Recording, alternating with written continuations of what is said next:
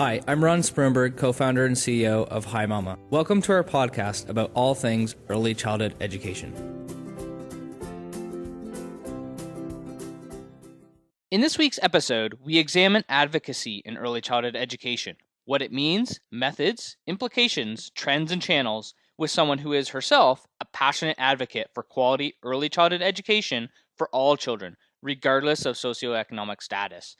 Our guest, Viktoria Bitto, a registered early childhood educator, works with the Ontario Coalition for Better Childcare, and as part of her advocacy work has initiated projects such as Portraits of Childcare that uses art as a form of advocacy. We also delve into the relationship between advocacy for childcare and advocacy for women's rights, including wages and working conditions for early childhood educators. If you're interested in hearing firsthand from a passionate young leader about how you can put yourself out there, stay true to what you fundamentally believe in, and advocate with a clear, honest, and genuine message, then stay tuned for this week's episode of the Preschool Podcast. So, Viktoria, thanks so much for joining us on the Preschool Podcast. It's great to have you as a guest on the show. I'm just going to jump right into my first question, which is your role as what I'd say an advocate in a lot of different domains and areas, and how that has shaped your views and work as an ECE. That's a really good question. So for me, I was a frontline worker. I was an early childhood educator for a few years before I decided to kind of make this transition to advocacy full time. And I think that what really propelled me to leave the frontline sector, which was really, really hard for me to do, to be honest. I started working in school age care probably a year, not even a year after I'd graduated. It was just something I was so passionate about, and kind of seeing the lack of connection, ties, support that a lot of early childhood educators had for school-age programming, and kind of the professional development surrounding that, and kind of, the culture around school-age programming. And so I really saw that there was a lot of work to be done, and that work involved, getting more information about the importance of school-age programming, high-quality care, the benefits of licensed child care for school-agers versus rec programs, and I kind of just became really active in the community. And it all really started from my school-agers wanting to show the community that, although we're, inner city, and although, we may not have the most beautiful environment like other programs have, the kind of content and the kind of heart and soul of our program and of our class was really important to them, and they really wanted to show that to the community. So we did this project approach curriculum based on advocacy and bringing the community into our space. And, we did a lot of advocacy through art. We did a lot of advocacy through literacy and through different forms of expression. And the kids loved it. It was incredible for me as an educator to just watch and support and really navigate, but not really control or direct their ideas or their play. And how incredibly supportive the community was when we were finally able to kind of give a face and give some visuals to what we're doing and how we're learning, and the importance of that for these kids, right, for their self-esteem and the betterment of the community. So I became really involved that way. And I was very fortunate that I have, a lot of really wonderful friends who are advocates and researchers themselves.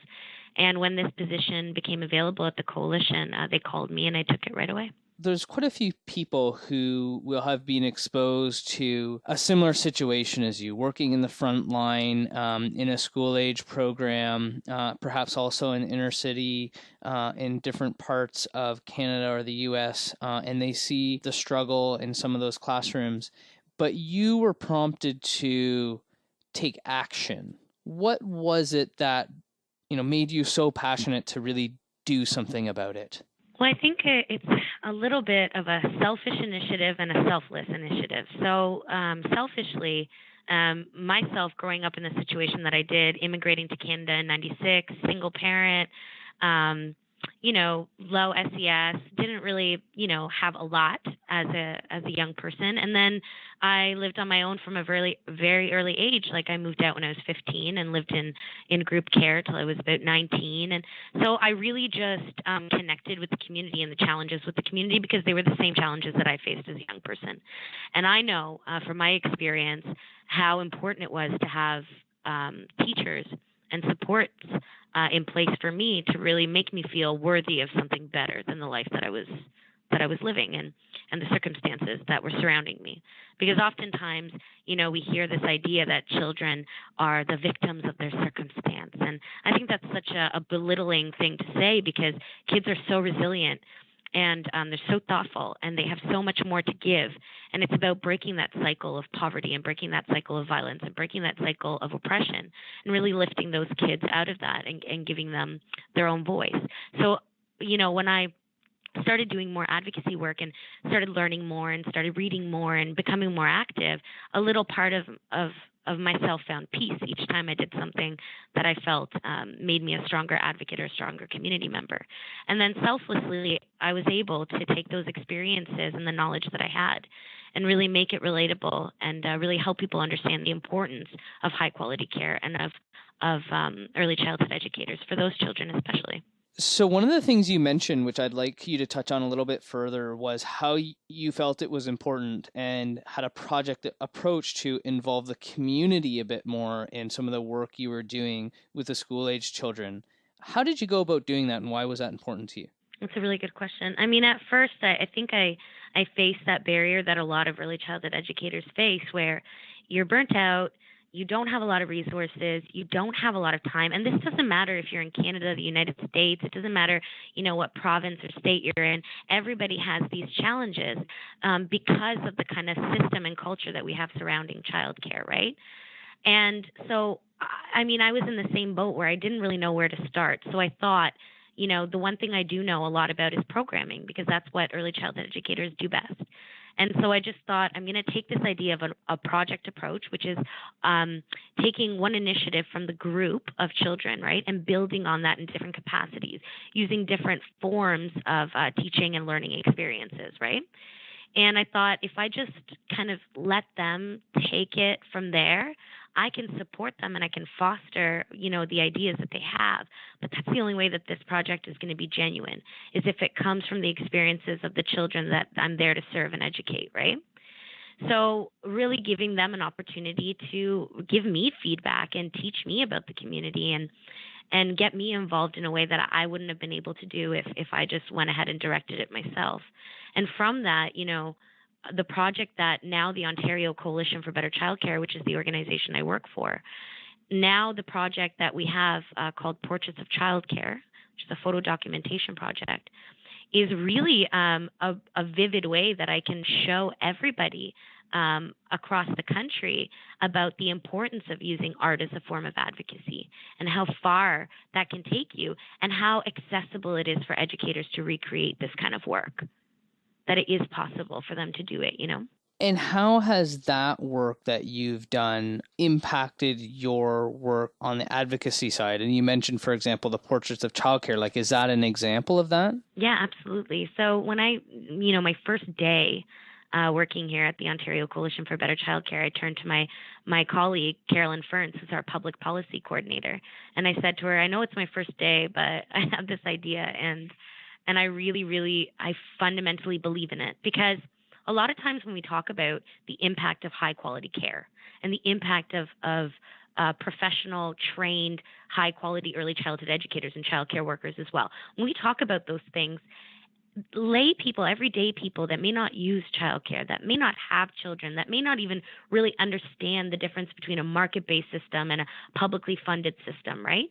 When it's really hard to explain to people who haven't seen that, who don't care, the importance and the impact. So I really wanted to make a visual statement. And Portraits of Childcare, being a photo documentation project, it gives faces to the impact. It gives faces to that high quality programming, and it gives you an idea of what would our societies look like if we all invested into childcare, and that if we all understood the importance of having universal, high-quality, affordable childcare for all families. I just feel like that's something that's really important. And that's the work that ECs are doing in the field already with their documentation. I just found a way to bring it out of the centers into the public. Presenting a statement or, any point you want to get across visually is quite powerful for sure. And Absolutely. I just want to touch on that point of universal childcare a bit further. So you're passionate about a national childcare system for Canada. Can you tell us a little bit more about what that is and why you're passionate about that?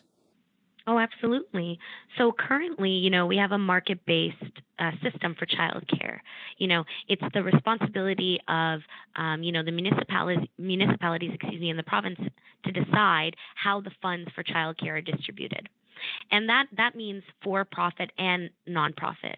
And my vision, and I know a lot of advocates' vision, is a universal childcare system. So what that means is accessible, affordable childcare for all families, not just the families that can afford it. And it also means that when you're building a system of high-quality universal childcare, right, with government investments and proper strategic planning, right, for those financial investments, you're also keeping decent work at its heart. And what does that mean? That means working towards closing the gender wage gap, which in Ontario is 31.5% still. And we're a 97% female-dominated workforce. So you really got to look at that systematically as well. Why are childcare workers, why are ECEs undervalued and underpaid? Because it's systemic. It's a system issue. So if you are building a system of universal high-quality care, decent work has to be at the heart of it, right? And that means better wages and working conditions for ECs as well. That's what a universal system would look like. Totally. Okay. And so you mentioned 31.5% gender wage gap, and that's in Canada? That's in Ontario. Ontario. Yeah. Got it. Okay. Mm-hmm. So what does this mean to you? What can we do differently to close this gap? What are the things that me as an individual or perhaps the organization you're working with, like, what are you guys doing? Mm-hmm. So that's a really good question. I mean, the Equal Pay Coalition, we work really, really closely with many, many organizations, advocacy organizations, lobby groups, unions, grassroots initiatives, women's organizations. We work with as many people as we can to collaborate to try to find those, strains of similarities in struggle and in, what we're asking for from the government. And the Equal Pay Coalition put out their recommendation to closing the gender wage gap. There were 13 recommendations, and the first recommendation was having an accessible universal childcare system because it mobilizes women in the workforce. And it gives that professional pay for professional work to women, mainly women who are early childhood educators. Therefore, you're closing that gap by valuing that work. That you're no longer looking at it like it's just women's work. You're looking at it like this is shaping the future, not only the future of the economy for Canada and for Ontario specifically, but for all of its people, right? And you're investing in the most vulnerable groups of people, which are tiny humans and women. Absolutely. 100% agree. And that's something we've talked about quite extensively on the podcast, is about increasing the profile of early childhood educators who are, as you say, are 95% or even higher than that, women. And getting them, the pay and the profile that they deserve. And you yourself have also been an advocate for this, even beyond early childhood education, for women's rights. How has that influenced your work specifically in the early childhood education space? It's something that it's an ongoing process, right? It shapes and it morphs and it changes. With every passing day and with different people and different situations that I find myself in. I think the best decision I ever made as a young woman in my life was to really be proud to call myself a feminist and to work towards building equitable opportunities for all people. And that's, making sure that I'm intersectional in my feminism as well. So we're not leaving out trans folk and female identified folk, and to really learn that everything that I do, especially when it comes to advocating for childcare, comes back to women's rights and women's issues. And that's really important to me because as a young woman who faced, violence and also poverty and had no one ever really tell me that there's always going to be someone there to have your back and to support you. Oftentimes, women feel like we have to compete against each other, or that, we have to be better than, instead of thinking, how can we support? How can we lift one another up to build a stronger collective where everybody is exchanging information and everybody is valued based on their experiences and what they bring?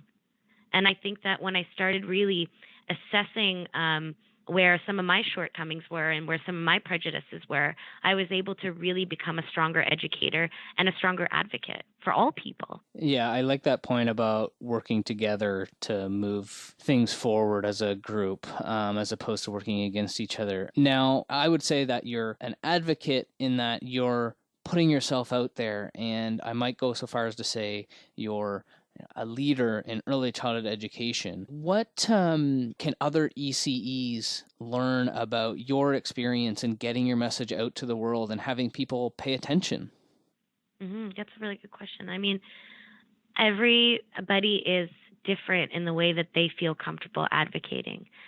We oftentimes say in childcare, it's not one size fits all. And that pertains to programming and funding and every aspect. It's not one size fits all. It has to work for that community and that person. And it's the same thing with being an activist or being an advocate.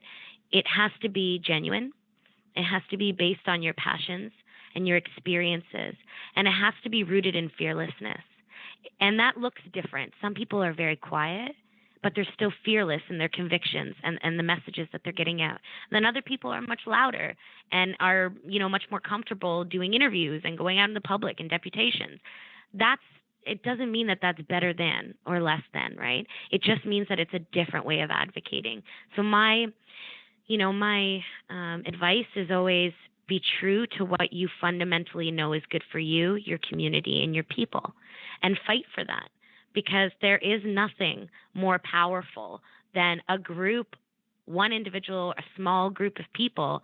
I mean, that's how change is really made, is when you really become involved and you really put yourself out there.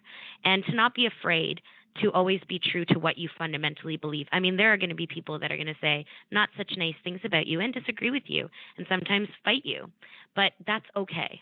That's a part of being a part of a social democracy. People are allowed to have differences in opinion. Your job is to ensure that your message is clear and it's honest and genuine. And I think that that's probably one of the most powerful things you can do as an advocate. Totally. And I think when you're fighting for gender equality and for better outcomes for our youngest children, it's kind of hard to not feel passionate and great about Absolutely. about that. Absolutely. Certainly some good things to fight for. Cool. Now, a couple questions I'd like to ask all of our guests. So we're also passionate about sharing content and knowledge in this whole community of early childhood education. Where do you go to network with people, get information of what's happening in early childhood education? It's a really good question, and it gives me an opportunity to plug the Ontario Coalition for Better Childcare a little bit. Sure. I mean, we're Ontario's central advocacy body, right? Which means that we really connect with all different kind of communities to bring concrete and condensed information about public policy, legislation, changes, to our workforce, kind of the initiatives that we're taking to fight for and or work alongside other coalitions and organizations. So the Ontario Coalition for Better Childcare is a really good spot to go to. And the website is childcareontario.org.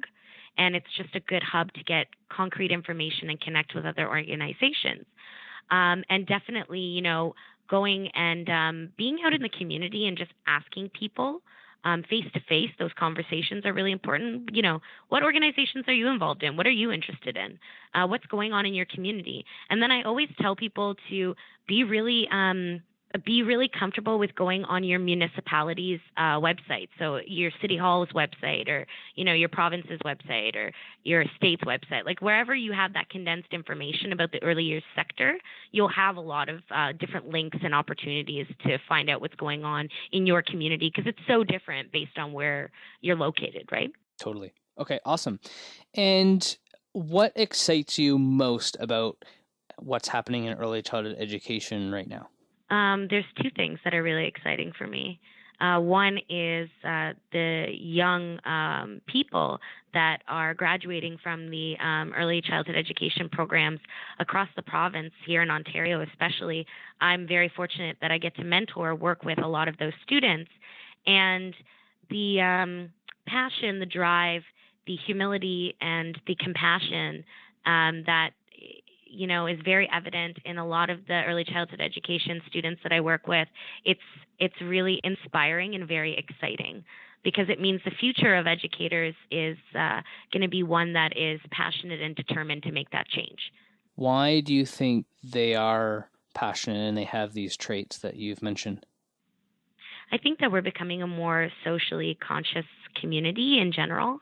I think that people are more willing now to kind of speak out against injustices or speak out against those kind of oppressive, minute things that, we would have never even thought about before. Mm-hmm. Now there's more dialogue around that. There's more dialogue about building a society that really is based on equity and understanding.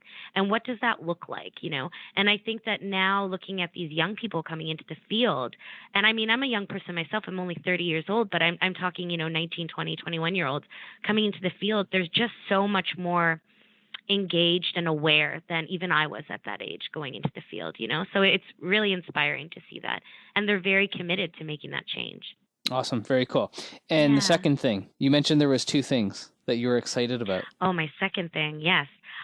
You're right. Thank you for reminding me. The second thing that I'm really excited about is more people getting involved in understanding that, it's not about, I'm only going to care about childcare if I have children.